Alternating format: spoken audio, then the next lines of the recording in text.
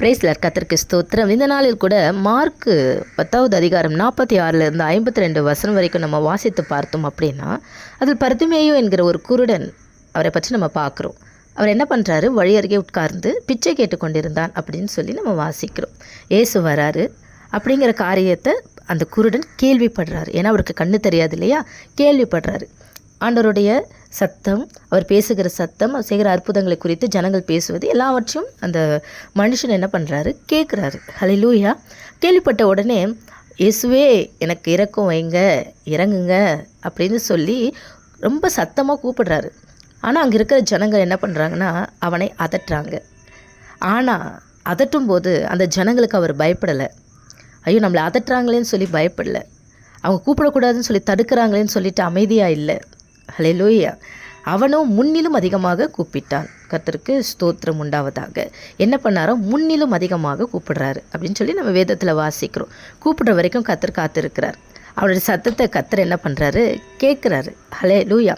ஆனால் அந்த சூழ்நிலை நிமித்தம் கூப்பிடுறத அந்த மனுஷன் நிறுத்துறானா, அந்த பயமுறுத்தல் நிமித்தம் தடை பண்ணும்போது கூட கர்த்தரை நோக்கி அவர் என்ன பண்ணலை, கூப்பிடுறத நிறுத்தலை. ஜனங்க அங்கே இருக்கிறவங்க எல்லாம் தடை பண்ணும்போது கூட கூப்பிடுறத நிறுத்தவே இல்லை. ஹல்லேலூயா.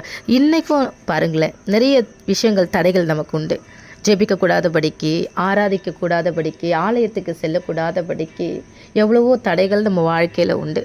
அன்றைக்கி தான் நமக்கு ஏதாவது ஒரு சூழ்நிலை, ஒரு ஜெபம் இருக்குது, ப்ரேயர் இருக்குது அப்படின்னும் போது அன்றைக்கி தான் ஏதாவது ஒரு சூழ்நிலை, ஒரு ரிலேஷன் வந்திருப்பாங்க, இல்லை ஒரு ஃப்ரெண்டை பார்க்குறதுக்கு போவோம். மற்ற நாளில் பாருங்களேன், ஜெபிக்கலாம் அப்படின்னு நினைக்கும் பொழுது ஏதாவது ஒரு அதிகமான வேலை இருக்கும். ஸ்கூல் போகிற பசங்க, எனக்கு ஸ்கூல் இருக்குது என்னால் ஜெபிக்க முடியாது. காலேஜ் போகிறவங்க, இல்லை என்னால் ஜெபிக்க முடியாது, எனக்கு டைம் இல்லை. ஏதாவது ஒரு விஷயத்த சொல்லி எனக்கு இதனால் எனக்கு டைம் இல்லை, இதனால் எனக்கு டைம் இல்லை, ஏதாவது ஒரு ரீசன் சொல்லி என்ன பண்ணுறாங்க அப்படின்னா ஆண்டவர் இடத்துல போகாதபடிக்கு, ஆண்டவரை அதிகமாய் தேடாதபடிக்கு, அவரை அதிகமாய் சத்தமாய் கூப்பிடாதபடிக்கு நம்முடைய சூழ்நிலைகள் தடை பண்ணுகிறது. ஹல்லேலூயா. பர்திமேயு குருடனுடைய சூழ்நிலை தடை பண்ண போது கூட அவர் அதிகமாய் தேவனை நோக்கி கூப்பிட்டது போல நாமும் இந்த நாளில் அதிகமாய் தேவனை நோக்கி கூப்பிடுகிறோமா என்று சொல்லி கர்த்தர் கவனித்து பார்ப்பார். ஆமென். ஹல்லேலூயா. சூழ்நிலைகள் தடை பண்ணும்போது கூட கர்த்தரை நோக்கி நாம் கூப்பிடுவது எந்த நேரத்திலையும் நிறுத்தக்கூடாது. ஹல்லேலூயா. ஆமென். விசுவாசமும் நம்பிக்கையும் சோதிக்கப்பட்ட பின்பு சுத்த பொண்ணாக நாம் விளங்குவோம். ஆமென். அப்படியே இயேசு என்ன பண்ணுறாரு, நிற்கிறாரு. அவனை அழைத்து வர சொல்கிறாரு. அவங்க அழைத்து வரவங்க சீஷர்கள் என்ன பண்ணுறாங்க, திடன்கொள், எழுந்திரு, உன்னை அழைக்கிறார். ஹல்லேலூயா. உடனே அவன் தன் மேல் வஸ்திரத்தை எறிந்து விட்டு எழுந்து இயேசுனிடத்தில் வந்தான். இயேசு கேட்கிறார், நான் உனக்கு என்ன செய்யணும்? ஹல்லேலூயா. ஏன் அப்படி கேட்குறாரு? ஹல்லேலூயா. இந்நாள் வரைக்கும் மனுஷன்கிட்ட இருந்து ஏதாவது கிடைக்குமா அப்படின்னு சொல்லி கையேந்தி கொண்டிருந்த அந்த மனிதன் உலக பிரகாரமான காரியத்துக்காகத்தான் தன்னிடத்தில் வருகிறானா அப்படிங்கிறதும், எந்த காரியத்துக்காக வருகிறான் அப்படிங்கிறது தேவனுக்கு நன்றாய் தெரியும். ஆமென். அல்லேலூயா. அவர் உள்ளத்தின் ஆழத்தில், இருதயத்தின் ஆழத்தை அறிந்திருக்கிறார். வாயில் சொல் பிறவாததற்கு முன்னமே என்ன வேணும் என்பதை அவர் அறிந்திருக்கிறார். ஆனாலும் அவனுடைய வாயினுடைய பலனால தான் புசிக்க முடியும். விசுவாசத்தின் அறிக்கை வாயிலிருந்து தான் புறப்படும். ஆமென். அப்போ இயேசு கேட்குறார், நான் உனக்கு என்ன செய்யணும்? அதற்கு அந்த குருடன், ஆண்டவரே நான் பார்வையடைய வேண்டும். அல்லேலூயா. எவ்வளோ பெரிய வார்த்தை பாருங்கள். அவர் என்ன வேணாலும் கேட்டிருக்கலாம். ஏன்னா இத்தனை வருடமும் அவர் கேட்டதெல்லாம் என்னென்னா அவருடைய தேவைகளுக்காக அவர் தேவனிடத்தில் வந்திருப்பார்.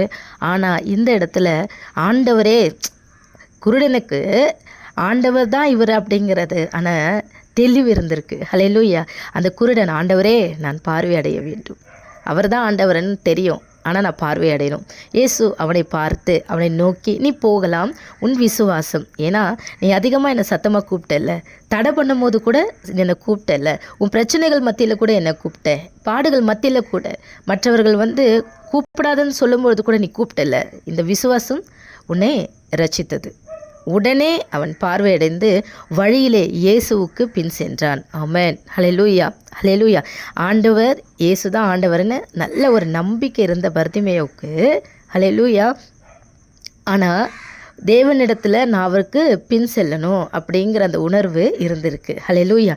இருந்ததுனால தான் என்ன பண்ணுறாரு, என் கண்களை திறக்கணும். இந்த நாளில் கூட நம்ம ஒவ்வொரு நாளும் ஜெபிக்கிறோம், தேவைகளுக்காக ஜெபிக்கிறோம். கர்த்தருக்கு ஸ்தோத்திரம், நல்லது. ஆனால் அதை காட்டிலும் என்னுடைய ஆவிக்குரிய கண்கள் திறக்கப்படணும். ஆண்டவரே, என்னுடைய ஆவிக்குரிய வாழ்க்கையில் நான் இன்னும் வளரணும்னா என்னுடைய கண்கள் திறக்கப்பட்டு என்ன பண்ணணும்? நான் இயேசுவுக்கு பின் செல்லணும். ஆமென். எப்படி அந்த குருடன் பார்வையடைந்தவன் நான் இயேசுக்கு பின் சென்றான் என்று சொல்லி நாங்கள் வாசிக்கிறோமோ, அதே போல் உங்களுக்கு பின்பாக என்னை பின்பற்ற வேண்டும் என்று சொல்லியிருக்கிறீங்களே. தேவன் ஆவியாக இருக்கிறார். தொழுது கொள்கிறவன் ஆவியோடு உண்மையோடு தொழுது கொள்ள வேண்டும். அப்போ என் ஆவிக்குரிய வாழ்க்கை, என் ஆவிக்குரிய கண்கள், ஆவிக்குரிய செவிகள் எல்லாவற்றிலும் என்னுடைய தேவனை நான் தரிசிக்க எல்லாவற்றிலும் ஆவியில் ஒரு தெளிவு எனக்கு வேணும், ஆவிக்குரிய வாழ்க்கை எனக்கு வேணும் என்று சொல்லி நாம் தேவனிடத்தில் ஜெபத்தை ஏறெடுக்கும் பொழுது நம் ஜெபத்திற்கு அவர் பதில் கொடுக்கிற தேவனாக இருக்கிறார். ஹல்லேலூயா. கண்கள் திறந்தால் மாத்திரமே இயேசுக்கு பின் செல்ல முடியும். கண்கள் திறந்தால் மாத்திரமே தேவனுக்கு பின் செல்ல முடியும். ஆமென். ஹல்லேலூயா. ஹல்லேலூயா. கண்கள் தெளிவடையட்டும். வேத வாக்கியங்கள் தேவ ஆவியினாலே அருளப்பட்டிருக்கிறது. ஆமென். ஹல்லேலூயா. ஆவியானவருடைய துணை இல்லாமல் வேத வார்த்தைகளை நம்ம என்ன பண்ண முடியாதுன்னா, அவர் எழுதின அர்த்தம் என்ன என்பதை நாம் அறிந்து கொள்ள முடியாது. சுய வியாக்கியானம் செய்யாதபடிக்கு பரிசுத்த ஆவியானவர் தடை பண்ணுவாராக. ஆமென். எழுதினவரே நமக்கு கற்றுத்தர, எழுதினவரே உணர்த்த நம்மோடு கூட அவர் இருக்கிறார். ஸ்தோத்திரம். ஆமென். ஹல்லேலூயா. நம்முடைய கண்கள் தெளிவடையட்டும். வேத வாக்கியங்களை ஆராய்ந்து பார்ப்போம். நித்திய ஜீவனை பெற்றுக்கொள்வோம். கர்த்தருக்கு ஸ்தோத்திரம்.